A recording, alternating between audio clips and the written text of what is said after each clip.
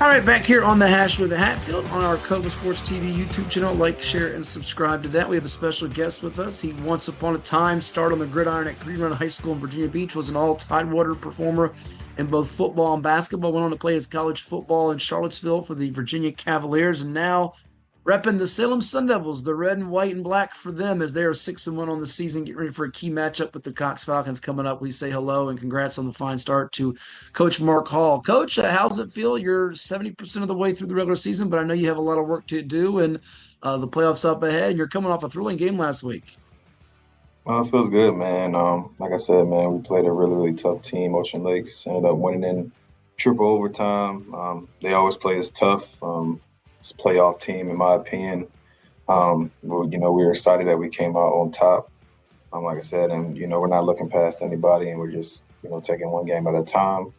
Obviously, our next opponent is Cox Falcons, and we just look forward to playing against those guys. For sure. And we recognized on our pod earlier the Chicho's Pizza 757 football player of the week coming off a 4 TD effort.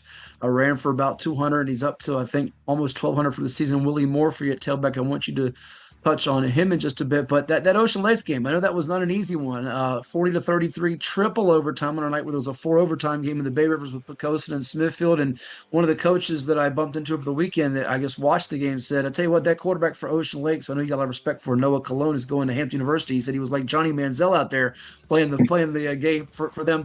Just tell me about just what it was going back and forth within the decisions and the nerve wracking. In some ways, it's good to have a triple overtime game, but I'm sure the anxiety is always high in those moments, right? Yeah, it's a good thing to have those games early in the season. Just knowing that, we can get through those triple overtime games. It was a playoff atmosphere. Hats off to, the coaching staff, hats off to my little cousin Noah. He's a really, really good ball player. Obviously going to Hampton to play receiver, but he's just a pure ball player.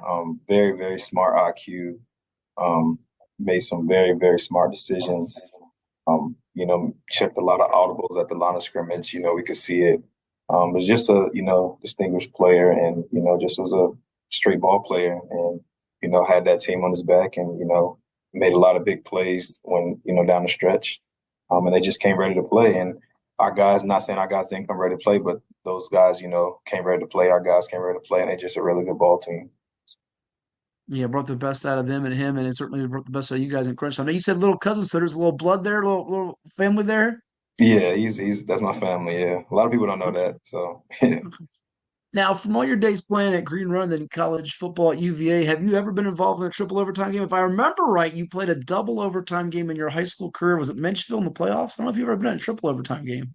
Yeah, not a triple overtime, double overtime. I think it was my last game of my high school career. I believe yeah, it was against Mitchfield. We were the eighth seed. They were the one seed. It was over at Woodside. We played against Oh, them. wow.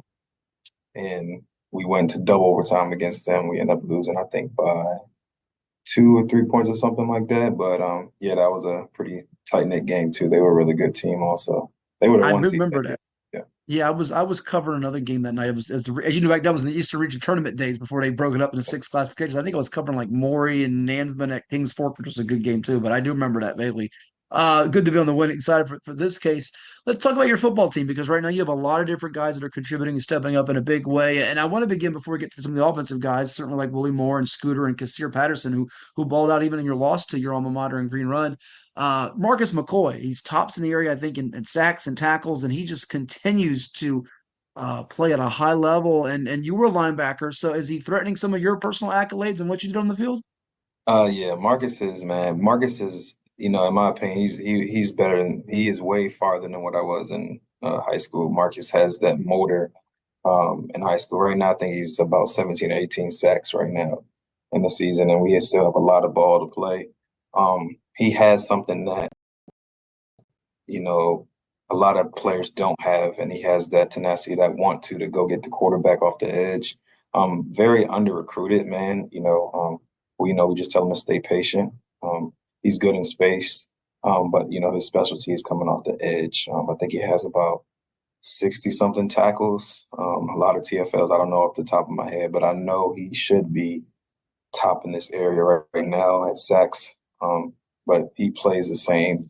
every single game, and that's getting to the quarterback. When we send them off the edge off of blitzes, and we try to move them around in different packages because I know teams try to scheme against them, but we definitely try to use him in the best way to get him to their weakness, their weak side, or get him free to make some plays.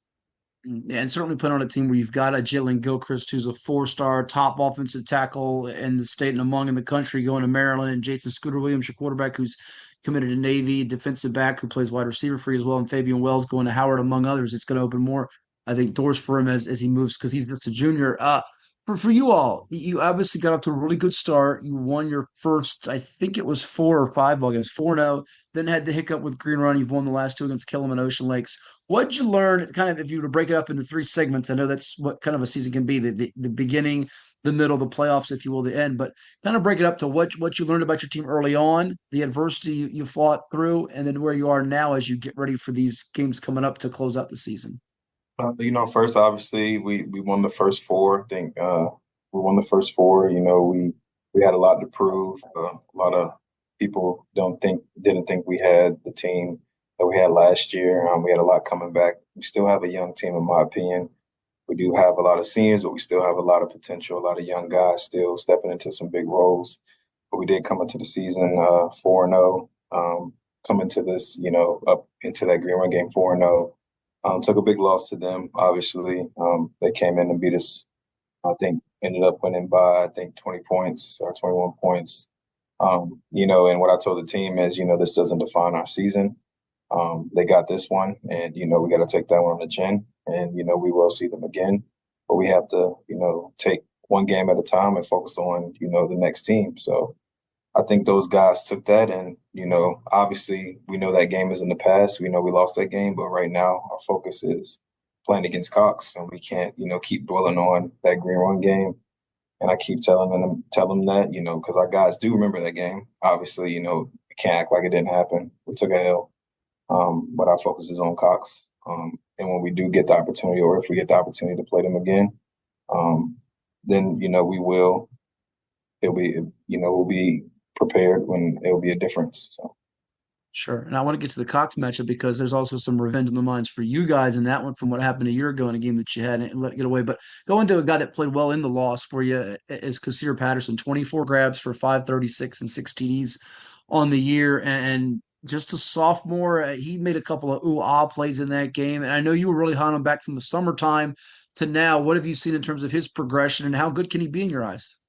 I think Kasir has, potential to be one of the, best receivers in the area, especially at being a young guy, only being a sophomore, man. Very, very elite guy. Long, lengthy. I think has about 10 offers right now already. Hasn't been to too many camps, so he's still under the radar. But he's going to start camping, so he'll start to get that national attention that he deserves. But he has really soft hands, runs really, really good routes, and can get open, man. He's just an athletic kid that, we can go up top with. And, once he gets past you, you're not catching up to him because of his length.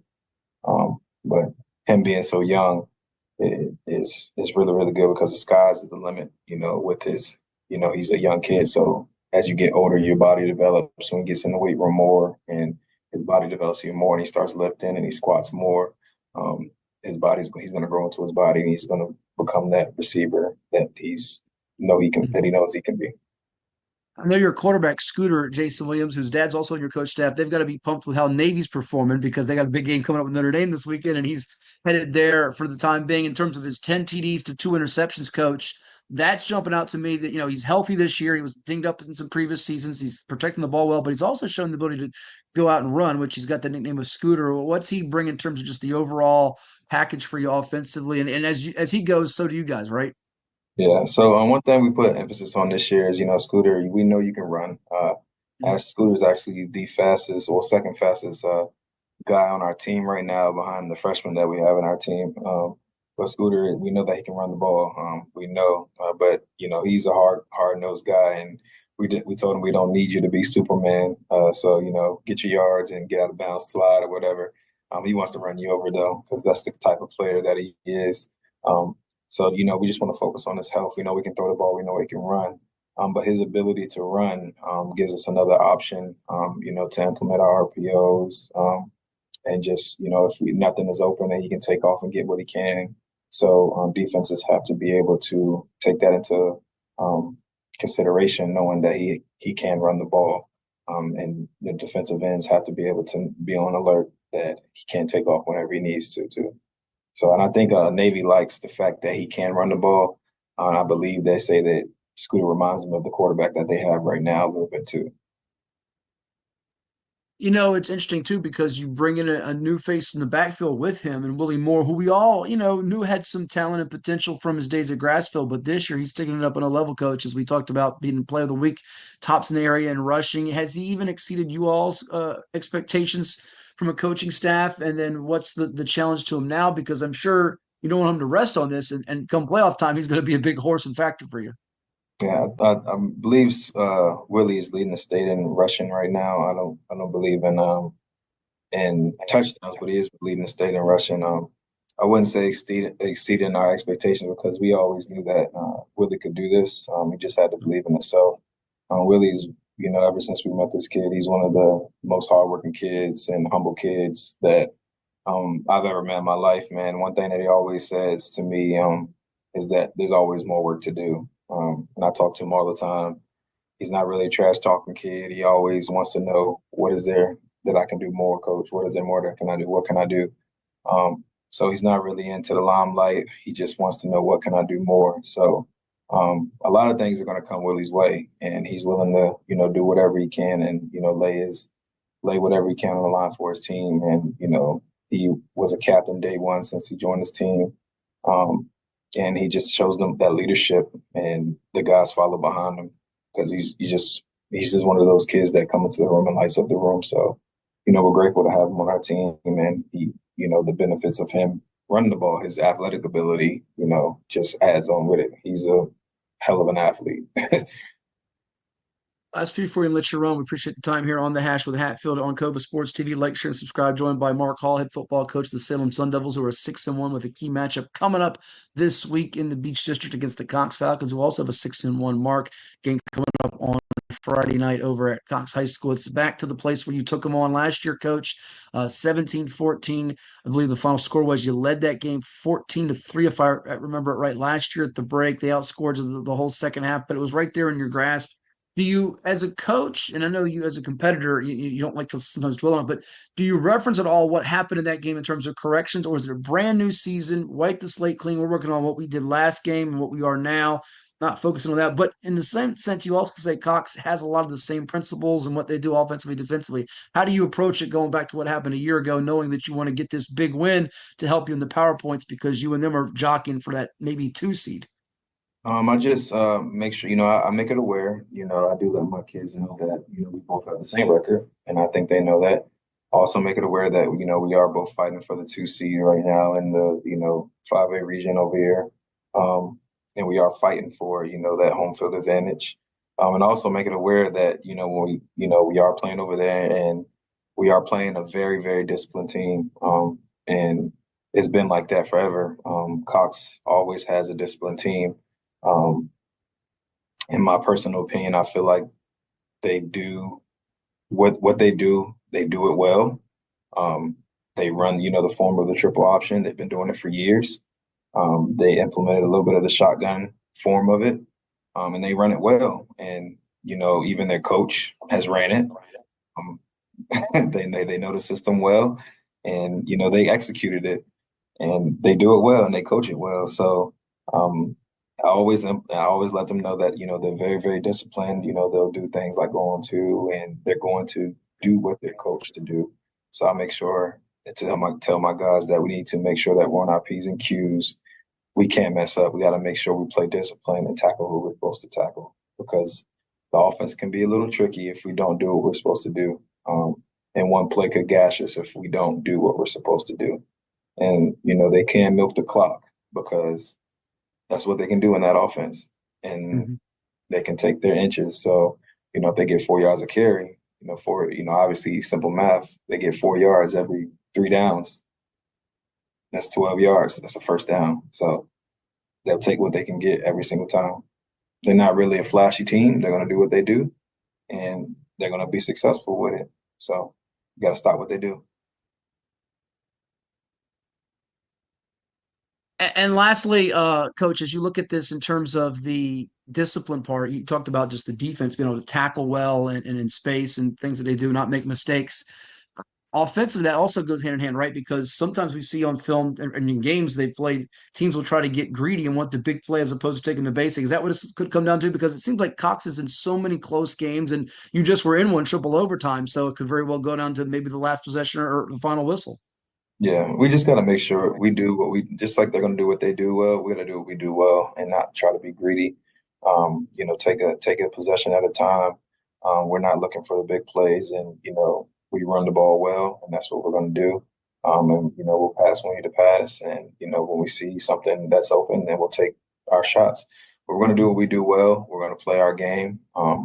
And like I said, man, we're not overlooking them. And the last couple of years, the last 2 years actually specifically, they got us on our field and on their field. So we're going into this game like we're the underdogs. We're not caring about what the rankings say. They got us the last couple of years, so they really are the big dogs right now. So All the best to you and your Sun Devils in this key Beach District matchup coming up on Friday at Frank W. Cox High School. Falcons 6-1 hosting the Sun Devils 6-1, and then on Saturday, hoping after he gets a win over them, he'll be keeping his eye tuned to UVA in Charlottesville at 12 noon, hosting the Tar Heels of North Carolina. They're playing quite well too, Coach. 4-3 could be going bold this year, huh? yes, sir, man. Coach Elliott's doing a great job up there, man, and he's turned that program around and adding a lot to that program up there. So it's good to see what they're doing up there up in Charlottesville, and I look forward to getting up there and seeing it too in person. Awesome. Well, all the best to you and your squad. We look forward to watching you guys in the near future on this quest in the playoffs, and I will talk down the road. All right, thank you, Matt. That's Mark Hall, head football coach of the Salem Sun Devils, our guest right here with us on the Hash with Hatfield. We'll take a timeout, come back with more, and put the finishing touches with you right here on this episode